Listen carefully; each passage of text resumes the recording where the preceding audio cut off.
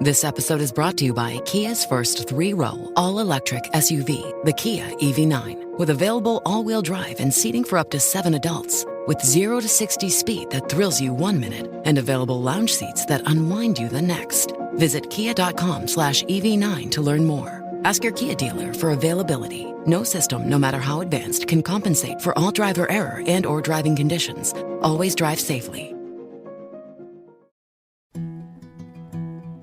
A science story, huh?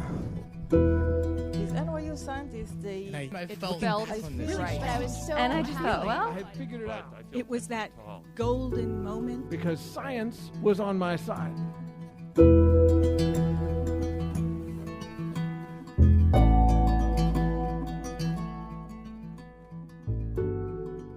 Hey everyone, I'm Ben Lilly, and welcome to the Story Collider, where we bring you true personal stories about science. We have shows coming up in Pittsburgh and San Francisco, and a special show about science fiction at the 92Y as part of New York Super Week. Check out storycollider.org for times and tickets. This week's story is from John Rennie. The story was recorded in September 2014 at the Bell House in Brooklyn.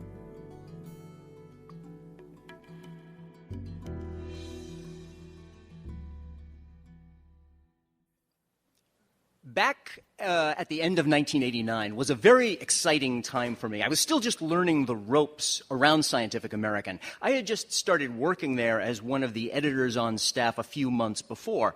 So it was still possible for me to be surprised when I was walking past the desk of the administrative assistant for the magazine, a lovely, aristocratic, sometimes haughty woman named Adele. And I looked at her desk, and I was surprised by something that I saw there. Now, mostly on her desk were lots of stacks of very ordinary business correspondence, very ordinary business correspondence, reprints of different papers, manuscripts, manila folders, the kind of things you would expect to find there. But there was one stack that was very, very different.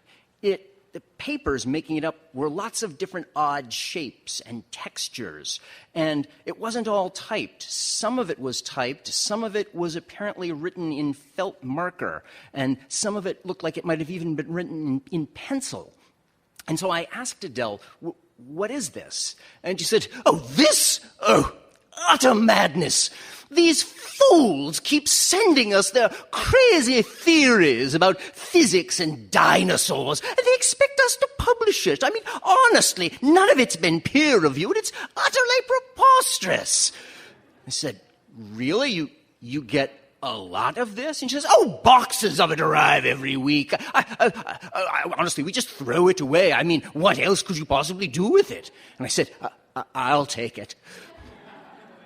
Because look, everybody who's involved in science writing gets some of these kinds of letters. If you write, there are always a certain number of people out there with unusual ideas who see that you write about these topics, and they decide to send their ideas to you because they think they'll find maybe a sympathetic audience that will help the rest of the world pay attention to them. Now, a lot of science writers get very irritated by these, but back in those days, I'm not proud to admit, I loved seeing these things, really because I just kind of, if only in the privacy of my own mind, enjoyed making fun of these people and the crazy ideas that would show up. So I wanted to get my hand on as many of these kinds of things as I could, and now I had stumbled into the motherlode, Scientific American's own stream of crazy mail. So I did take what Adele had, and in fact, a few months later in 1990, I actually volunteered to take on the job of editing the letters to the editor's section purely so that I would have access to as much of this mail as I possibly could. You know, it was the beginning of the 90s, as we all know, was a crazy time anyway. Tamagotchis and oxygen bars, people wearing their pants backward, and that's not even getting into the dark kinds of things, like the first attack on the World Trade Center, or the shootout in Waco between David Koresh and the Branch Davidian cult, or the Spice Girls. So there was no shortage of craziness in the air, but what I was getting from these letters at Scientific American was fantastically satisfying. I mean, there's nothing that prepares you for letters like the one from this one fellow who said, "Why hasn't anybody thought of taking a nuclear weapon and putting it inside a coal seam and setting it off and then just pulling out the diamonds with a backhoe. Sometime soon, someone's gonna put a nuke inside a coal mine in West Virginia and set it off, and when they do, I want to be there to see it. I did not want to be there to see it.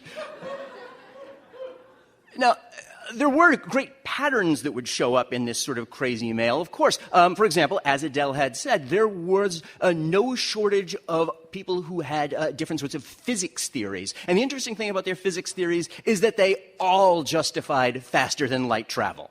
All of them. They were very polite toward Albert Einstein, with whom they said they respectfully disagreed, although they recognized he was a great man. But they also made it very clear that all of those other physicists who were responsible for quantum mechanics were a bunch of jerks. But you know, there were lots of other unusual patterns. For example, there is a surprisingly large number of people out there who have apparently independently hit on the idea that the reason why we had great big dinosaurs in the past was because gravity used to be weaker. And that there isn't plate tectonics moving around the continents. No, it's that the Earth is expanding and just leaving more ocean between them. But, you know, even so, there are a lot of these ideas still. There's no way to be prepared for some of the kinds of ideas. I mean, for example, one of my favorite very steady correspondents was a guy named Moses, who was in Las Vegas. No kidding, his name was Moses. And his theories were, I don't know, I'm not a doctor, but they might seem more like schizophrenic hallucinations. But honestly, he was so cheerful about this as he was describing them. He wasn't tormented by this sort of peculiar madness at all. In fact, he had such a folksy, happy writing style, and it was also so pithy that whenever I would read it, I always just hear the voice of the late radio announcer Paul Harvey in my head. It was, "Hello, neighbors. 5,000-mile alien spaceship blew up in the skies back in Egyptian times. Radiation made the crocodiles big. There's your brontosaurus. Babylonians knew the aliens. They called them angels. They're with us today. Men in black." So for the next 5 years, I continued to read and collect this mail. And of course, I couldn't keep all of it, but I would have to throw out the most of what was coming in. But I would save the best of these letters. And even so, I still had managed to amass about 8 cubic feet of choice crazy mail that was sitting in cardboard boxes in my office. And I somehow had this sort of dream that I was going to do something with it someday. I don't know, maybe write a book about it. Maybe I could actually get some sort of dissertation about this. Maybe I could donate it to a university someplace, because surely inside all of this, there had to be some sort of insight that you could get into human psychology and what would maybe motivate people to get involved in science. Because I have to say that my feelings toward these people had changed. I used to mock them, but by this time, I actually had started to kind of sympathize them and really kind of love them. Because I felt in a lot of ways, these people were motivated by something that was like a genuinely scientific impulse, in that they had contemplated the world and they had arrived at something that they thought was a real fundamental truth about the universe, and they wanted to share that truth with no hope of gain for themselves with the rest of humanity. The problem is they were often just terribly misguided and misinformed, and for all that they saw themselves as being somebody like Galileo or Tesla and being that lonely figure who transforms science from the fringe, they often didn't seem to get that it wasn't being a lonely outcast figure on the fringe that made Galileo and Tesla right. So as I say, I did this for about 5 years, collecting a lot of these things. But, you know, there are just so many designs for perpetual motion machines you can actually see before you do actually start to get a little bit bored with some of these things. And during this time, I had actually been named the editor-in-chief of Scientific American, so I had a lot of other things to do. So I passed on all these letter sorting jobs to my assistant, Sonia, and to Corey, another one of the editors on staff, and let them take this on. And that's how things stood back in the spring of 1985 when we got the letter from the Unabomber. Yes. In 1985, the Unabomber, then identity still unknown, was in year 17 of his one-man campaign to try to convince society that it should abandon all technology if it was to save itself. And he had done this by mailing and planting bombs that had actually already injured 23 people and killed 3. One of them just a couple of weeks before this. And the reason that this letter came to our attention was not, well, the way you might think that we would come to be aware of it. Rather, around this time, the Unabomber, although he had done an amazing job of hiding his identity for all of those years, was starting to reach out. And he was writing letters to the New York Times and to the Washington Post, because he was really trying to convince them to publish his gigantic manifesto. And one day, in one of these letters to the New York Times, he actually included a photocopy of a letter that he said he had just sent to Scientific American. And the FBI, seeing the photocopy inside the New York Times, ran to Scientific American's mailroom at 4 in the morning and tossed it, turned it upside down, looking for the letter that they hoped they could intercept in hopes that they would be able to find clues to who the Unabomber was. But they didn't find it. Apparently, it hadn't arrived yet. And so the next morning, the chairman of Scientific American met me in my office, and he by this time was holding a photocopy of the photocopy that the New York Times had of that letter, and he's showing it to me and explaining the situation, and I in turn took that photocopy and I showed it to my assistant Sonia and Corey, the other editor who was handling the mail, and I explained the situation to them, and I said, now, be on the lookout for this letter. Because when this arrives, and this could arrive here at any time, we have to make sure this immediately goes to the FBI. And Sonia looked at this letter for a moment, and she said, this letter? But I think I opened this letter 2 or 3 days ago. I put it in with all of the other crazy mail on Corey's desk. That's right. The Unabomber's letter wasn't crazy enough to stand out from the rest of the crazy mail. But you see, that's because when the Unabomber was sending these letters, it's not like he was signing them, your friend, the Unabomber. No, Unabomber was, of course, a nickname that the FBI had given him. He would sign his letters FC, which was very cryptic. We eventually discovered that it was supposed to stand for Freedom Club. And also, this letter, it wasn't making threats. It wasn't threatening anyone. He was, frankly, it was just commenting about that indeed he still did believe that a technological society was a very bad idea. And he was really just pointing out that he had read in Scientific American a couple of different articles, one about the construction of new super powerful particle accelerators, and one about research into the genetics of violent behavior, that he felt only confirmed his ideas that society was going the wrong way by continuing to embrace technology.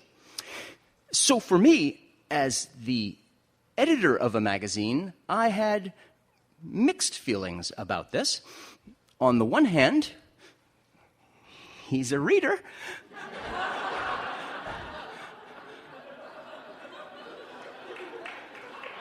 But on the other hand, it's frankly never a good feeling to know that a homicidal bomber knows your name and watches your work and knows where you work.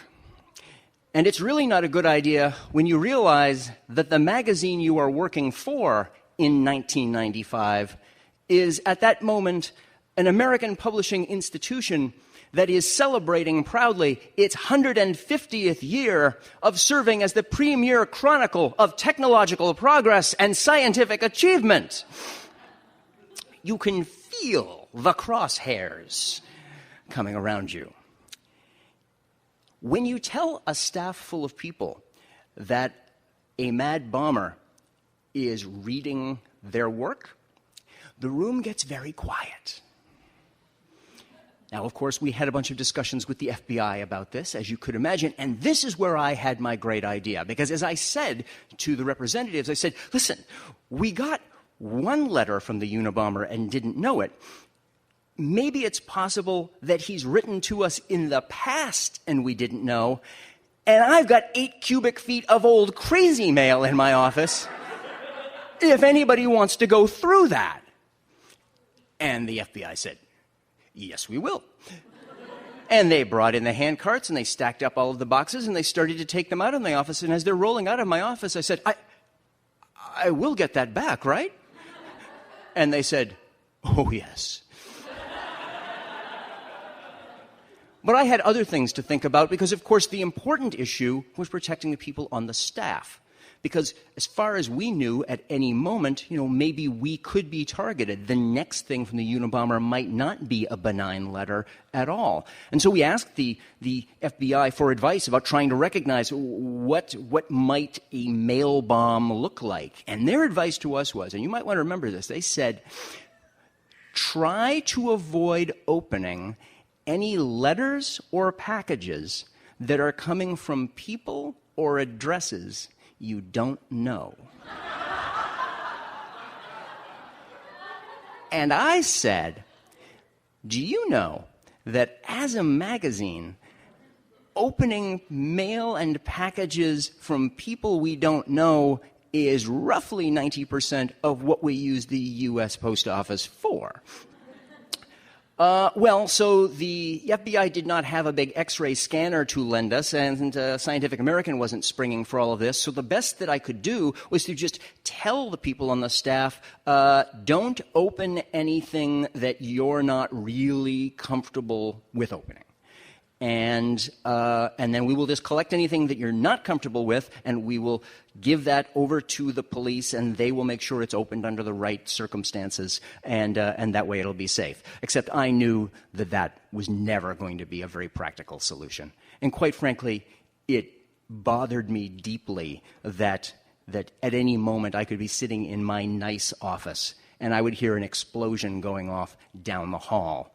Because I realized that of all the people who worked at Scientific American and who wrote stuff that might potentially irritate the Unabomber, I didn't open my mail. Sonia opened my mail. Corey opened my mail. Other people were going to get blown to bits in that case. So we would gather up all of the somewhat suspicious mail at night, and in the interest of expediency, I would just make sure then that I would wait around until 8 or 9 o'clock at night, until pretty much everyone was gone, and I would sit down with the stacks of that, and I would open it myself. And I had plenty of time while looking at those stacks of mail to realize that I had been hoping for crazy mail, and I had gotten crazy mail. And I started to realize that those people that I loved out there with their crazy theories, that there really was a kind of darker side that could also sometimes emerge when your great dreams of sharing your brilliant insights with humanity were frustrated and thwarted at every turn. Now, obviously, I stand before you, hale and hearty. I'm perfectly well. And in fact, we never did get anything else from the Unabomber. And in April of 1986, the Unabomber was indeed apprehended, and we now know his name is Ted Kaczynski, and I'm happy to say that he is serving life sentence without possibility of parole. And so sort of a happy ending of the story that way. But of course, whatever did happen to my big archive of crazy mail? Well, you won't be surprised to discover that I never did get that back. I asked after it several different times, but no, it never came back my way. So I don't know. I mean, maybe the FBI destroyed it, or maybe they actually did turn it into the cornerstone for some new forensic science of crazy mail. I would like to think that something good came out of all that. I did get an answer to one question I had asked. I had been asking them whether they ever did find any older crazy mail from the Unabomber in there. And they said, no, you didn't have anything else in there from him. Well, they said, it's a funny thing. Did you know you had a letter in there from David Koresh? Thank you.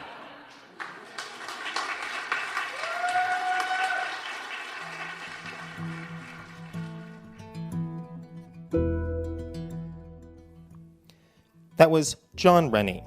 John is an award-winning science writer, editor, and lecturer based in New York City. For 15 years, he served as editor-in-chief of Scientific American. He is the editorial director of science for McGraw-Hill Education. Since 2009, he has also been an adjunct instructor in the Graduate Science, Health, and Environmental Reporting program at the Arthur L. Carter Journalism Institute of New York University.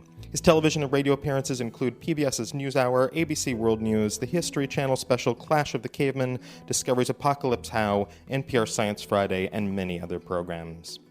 For more science stories, take a look at storycollider.org. We have archives of the podcast and upcoming events. Also, we depend on listeners like you for our support. If you love the podcast, please consider donating at storycollider.org/donate. This event was part of the Brooklyn Brain Jam, a collaboration of Nerd Night, Kevin Geeks Out, The Big Quiz Thing, and us. The Story Collider is produced by me, Brian Wecht, Aaron Barker, and Ari Daniel. The podcast is produced by Rose Avalith.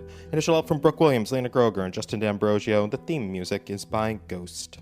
Special thanks to the Bell House for hosting the show, to the Brooklyn Brain Jam for being an awesome afternoon, and to PR People for being the only ones to send me crazy mail. Thanks for listening.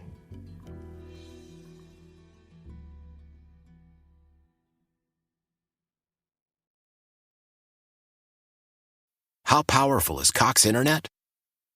Powerful enough to let your band members in Vegas, Phoenix, and Rhode Island jam like you're all in the same garage. Get Cox Internet powered by fiber with America's fastest download speeds. It's internet built for tomorrow, today. Cox, always building better. Cox Internet is connected to the premises via coaxial connection. Speeds vary and are not guaranteed. Cox terms and other restrictions may apply. Analysis by Ookla of Speed Test Intelligence Data. Fixed median download speeds. US Q3 2023.